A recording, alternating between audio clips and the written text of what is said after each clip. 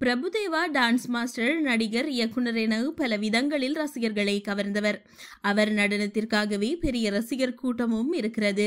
அப்படி பிரபுதேவாவுடன் ஒரு பாடலில் ஜோடியாக நடனமாட ஒரு நடிகை சிக்ஸ் பேக் வைத்திருக்கிறார் என்கின்ற தகவல் ஒன்று உங்களுக்கு தெரியுமா?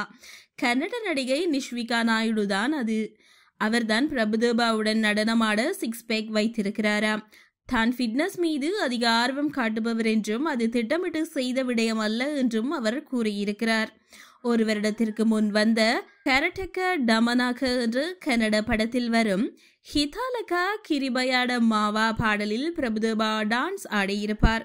அதில் அவருடன் நிஷ்விகா ஜோடியாக ஆடியிருப்பார்.